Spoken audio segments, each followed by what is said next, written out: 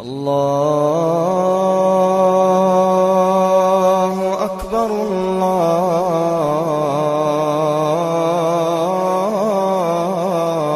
السلام علیکم ورحمۃ اللہ وبرکاتہ۔ بسم اللہ الرحمن الرحیم، والصلاة والسلام علی رسولہ الکریم وعلی آلہ وصحبہ اجمعین۔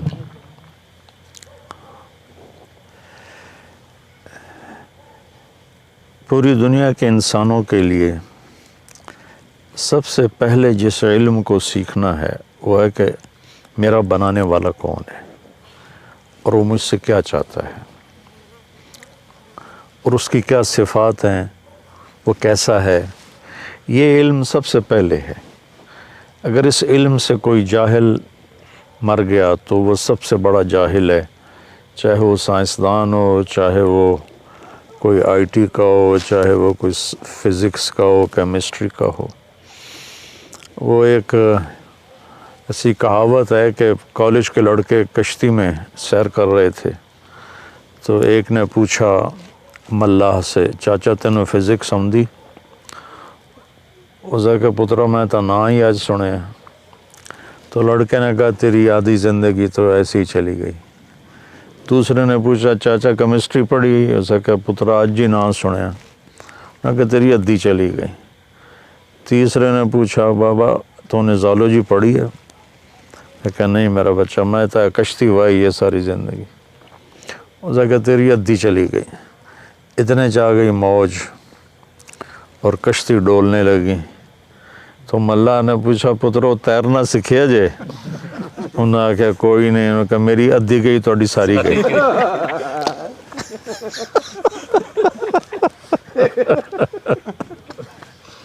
تو اس نے کہا میری ادھی گئی تھوڑی ساری گئی۔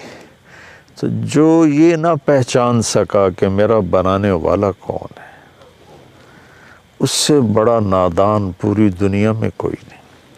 ایک بہت بڑا طبقہ ہے ایتھیسٹ، وہ بڑے فخر سے کہتے ہیں میں کسی خدا پہ یقین نہیں رکھتا۔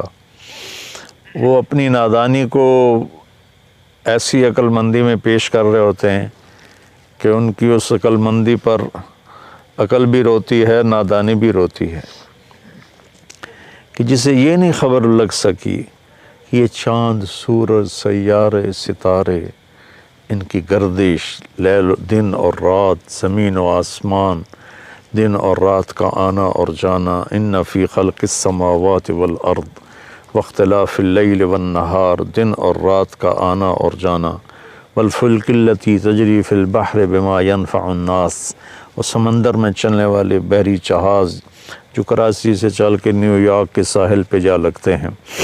وما انزل اللہ من السماء من ماء فاحیا بہ الارض بعد موتها، اور آسمان سے بارش کا اترنا اور اس سے مردہ زمین کا زندہ ہو جانا، وَبَثَّ فِيهَا مِن كُلِّ دَابَّةٍ، اور اس میں بے شمار جاندار زندگیوں کا رینگنا، وَتَصْرِيفِ الرِّيَاحِ، اور موسموں کا ہیر پھیر، عدل بدل، وَالسَّحَابِ الْمُسَخَّرِ بَيْنَ السَّمَاءِ وَالْأَرْضِ، زمین آسمان کے درمیان بادل، یہ لآیات لقوم یعقلون، ان کو اللہ نے کہا ہے عقل والے، جو ان نشانیوں سے بنانے والے کو پہچانتے ہیں وہ ہیں عقل والے۔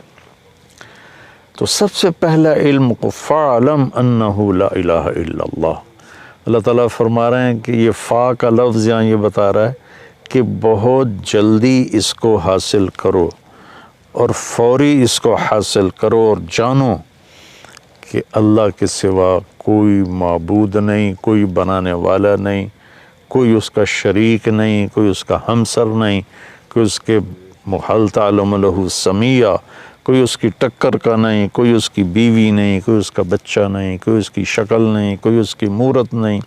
بے شمار لوگ بتوں کی بنا کر شکلیں ان کے سامنے ہاتھ جوڑ رہے ہوتے ہیں۔ تو آج تو ٹیکنالوجی کا دور ہے، پڑھے لکھے نوجوان ہیں، کیسے میں خود اپنے ہاتھ سے ایک لکڑی کو گھڑ کے یا ایک پلاسٹک کو گھڑ کے ایک شکل بناتا ہوں، پھر اسی کے آگے ہاتھ جوڑ کے کھڑا ہو جاؤں، یہ کتنی بڑی نادانی کی بات۔ تو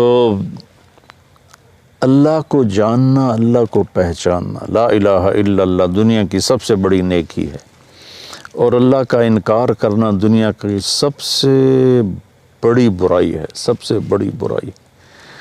اللہ کو جاننا، پھر اللہ کو صحیح جاننا۔ اللہ کے نبی کا ہمارے اوپر احسان ہے، لوگوں نے اللہ کو جانا، کسی نے بیٹا بنا دیا اس کا، کسی نے اس کا شریک بنا دیا، کسی نے اس کو چھوڑ کر اوروں کو کے سامنے ماتھے ٹکوا دیے۔ ہمارے نبی نے ہمیں کہا قل هو اللہ احد، نہیں بتاؤ انہیں کہ وہ احد۔ احد اسے کہتے ہیں جس کا کوئی دوسرا بن نہ سکے۔ واحد میں مثلاً یہ ہے نا، میں کہوں میں اس ویسٹ کوٹ کا واحد مالک ہوں، ٹھیک ہے کہ میں ہی مالک ہوں، دوسرا کوئی نہیں، لیکن اس میں دوسرے کی شرکت کا امکان ہے۔ احد کہتے ہیں جس میں دوسرے کی شرکت ہو ہی نہ سکے۔ میں یہ نہیں کہہ سکتا میں اس ویسٹ کوٹ کا احد مالک ہوں۔ احد صرف اس کے لیے بولا جاتا ہے جس کا کوئی دوسرا بن نہ سکے، اور وہ اللہ ہے۔ قل هو اللہ احد، وہی ہے ایک اکیلا۔ کیوں؟ اللہ الصمد، کیونکہ اس کو کسی کی ضرورت کوئی نہیں، سب اس کے محتاج ہیں، وہ کسی کا محتاج نہیں۔ یہ کس لیے وہ محتاج کیوں نہیں؟ لم یلد ولم یولد۔ آدمی محتاج ہوتا ہے یا پیدا ہو یا کوئی اس سے پیدا ہو، تو آدمی پھر محتاج ہوتا ہے، تو نہ وہ پیدا ہوا ہے نہ اس سے کوئی پیدا ہوتا ہے، لہٰذا اس پر مہر لگاؤ ولم یکن لہ کفوا احد، کہ کوئی اس جیسا کائنات میں ہے ہی نہیں۔ یہ میرے نبی کا پوری امت پر، انسانیت پر احسان ہے کہ اللہ کا صحیح پتہ بتایا، اللہ کا صحیح تعارف کروایا۔ اور اللہ کے نام میں ایسی خصوصیت ہے کہ اس میں کوئی نقطے والا حرف کوئی نہیں۔ جو نقطے والے حرف ہوتے ہیں وہ کمزور ہوتے ہیں، جو بغیر نقطے والے ہوتے ہیں وہ طاقتور ہوتے ہیں۔ اس کی ایک وجہ میں آسان سی بتاؤں کہ نقطے والے حرف کو نقطے کی ضرورت ہے مطلب بتانے کے لیے، اور بغیر نقطے والے حرف کو ضرورت نہیں کسی بھی چیز کی۔ سین اپنا مطلب بتا رہی ہے، شین کو 3 نقطوں کی محتاجی ہے، تو اللہ نے اللہ، کوئی نقطے والا حرف نہیں۔ اپنے حبیب کا نام رکھا محمد، کوئی نقطے والا حرف نہیں۔ اپنے نام میں 4 حرف رکھے، اللہ لام لام ہو۔ اپنے نبی کے نام میں 4 لفظ رکھے، میم ہا میم دال، 4 حرف نبی کے نام میں، 4 حرف اللہ کے نام میں۔ اور جب اللہ نے کلمہ بنایا تو 2 حصے بنائے، لا الہ الا اللہ محمد الرسول اللہ۔ تو لا الہ الا اللہ بھی 12 حرف ہیں اور محمد الرسول اللہ بھی 12 حرف ہیں، ایسے تکڑی تول کے بنایا۔ کلمہ بس اتنا ہی ہے، اس کے اوپر کلمہ نہیں ہے۔ تو پھر اللہ کے نام میں ایک خصوصیت ہے جو دنیا کے کسی نام میں نہیں ہے۔ اگر کسی کے نام میں سے کوئی حرف نکال دو نا تو اس کا مطلب ہی تبدیل ہو جاتا ہے۔ مثلا میرا نام ہے طارق جمیل، تو جمیل کہتے ہیں خوبصورت کو، جیم ہٹا دو تو میل بن جائے گا، تو میل اور جمیل میں کتنا فرق ہے؟ یا میل بن جائے گا، تو میل اور جمیل میں کتنا فرق ہے؟ اس کی